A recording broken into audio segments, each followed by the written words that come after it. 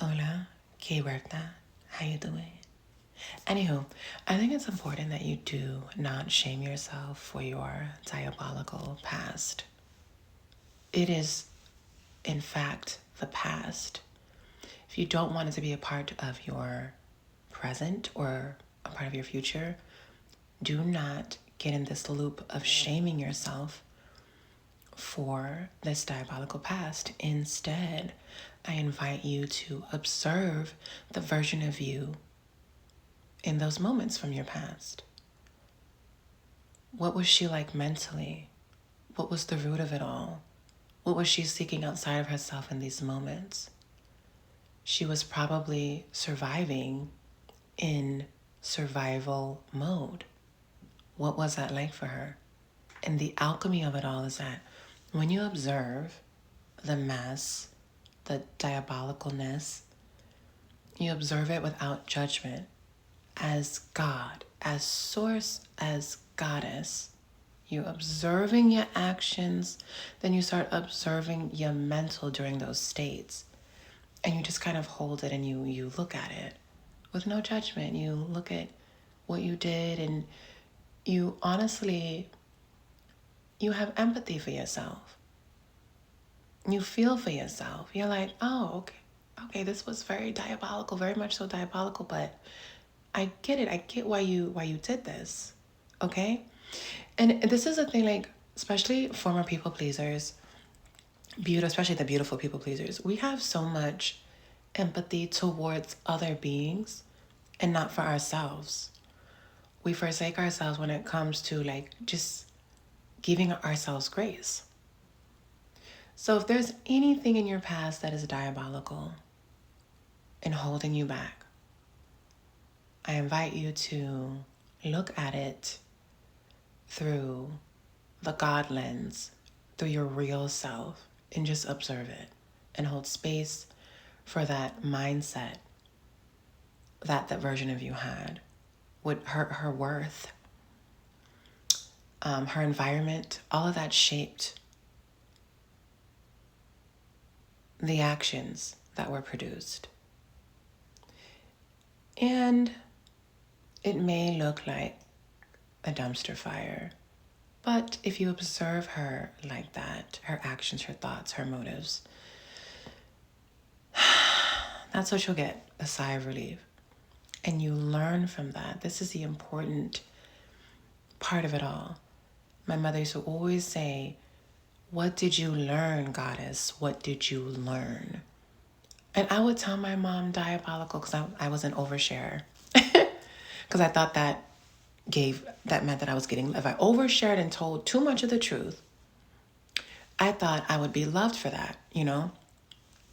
I thought that's what it was. Not over telling the truth, just oversharing, essentially. Telling the ins and outs of everything, like not holding anything for myself. You know what I'm saying? I thought if I overshared, like that meant like I was a good girl. I was going to get loved and loved on and all that stuff. You know, my mom used to tell me, what did you learn from the situation? Goddess, what did you learn? Did you learn anything? If you didn't learn anything, you're going to go through that loop again. And I used to be like, what? And she would just tell me, hush and observe. Did you learn something? Stop shaming yourself. Did you learn something? And I'm telling you, diabolical things I used to tell this lady.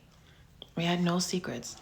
Even to this day, my mom was like, yeah, you the child, like, I don't even bat an eyelash when you be telling me things. I just be like, did you learn something? Anyhow, I kind of went on a tangent. But that is the best way to let go of shame, is to hold space for yourself. All the space you've been holding from these nagging losers that you've had in your life, that you've been helping out and allowing to emotionally dump on you, because you allowed it, I've allowed it too. Allowing them to talk about the same trauma and drama that they're not getting help for. You just sitting and listen and you having so much empathy towards these guys, you know.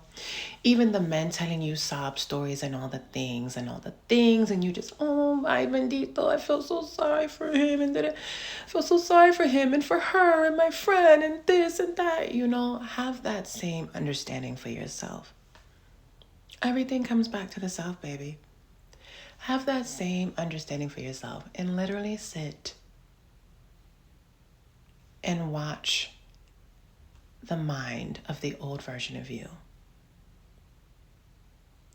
Okay, that's what embodiment is also. Like, that's gonna be another video. I'm not gonna go into that. But I invite you to do that. Can you do that for me, baby? I love to seduce you guys. Can you do that for me, baby?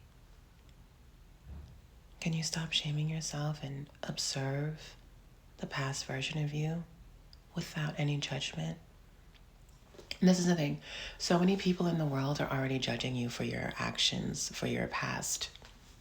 You know? Meanwhile, they damn sure are not judging themselves. Going on a tangent. I've had so many people in my life who have judged the jobs that I've kept, but would still be what they hand out, asking for money, shaking, you know what they hand out, like JT says. I will have so many people, like, in my days of being a dom and just living life, you know, who would speak ill on what I was doing. Friends that I've let go would speak ill of me behind my back for those jobs, those careers, things that I decided to do that I love, that I was passionate about doing. Talk mess about what I was doing, but still have their hand out. Still needed. Oh, I have the urge to sing Rihanna Needed Me. Sorry. But still needed my coins. Tangent, but that's why you should just do what you love. Do what you like, do what you love. You're not harming anybody, you're not hurting anybody. Don't worry about what people say about you. Let them judge, as long as you're not judging yourself. Everything goes back to the self. As long as you're not judging yourself, as long as you're not shaming yourself. God is observing without judgment. God lets you do. Excuse me, got choked up. God lets you do. Oh my God. God allows you to do. God taps in to, which is you, to intercede when you call on that version of you. She will come and intercede, give you downloads, let you know, look, dude, try this. It will come upon thy neck. I'm getting silly now. Listen, I just want you to stop judging yourself. All that grace you give for other humans, give it to yourself. Any diabolicalness from your past, just observe that version of you was hurt. She was moving, operating from hurt. But now she knows better. This is the thing. You should never shame yourself because now you know better. Why would you shame? Oh, I shoulda, coulda, woulda. Oh my God, you crying, you sliding down the wall, baby. No, no, no. You learned a lesson, you turned it around. It's the alchemy of it all. I observed this happened. I didn't like how I felt in those moments. I didn't enjoy the aftermath of those moments. This is what it took me to. Did it take you up? Did it take you down? Because sometimes some diabolical things that have happened in your past, for me specifically, I'll speak on me and only me. Some diabolical things that have happened in my past, I would use some of those diabolical things to my advantage today. Like if I would probably orchestrate that myself because the outcome was bueno, okay? It was magnificent. I know that sounds crazy and chaotic, but that's what I'm here to show you. But anyway, I love you so much. Do good things for yourself and stop shaming yourself. That is a disease. That is demonic. Shame is a disease, especially for women. You've been taught to shame yourself to your grave. Being shameful of being sexy, of your desires.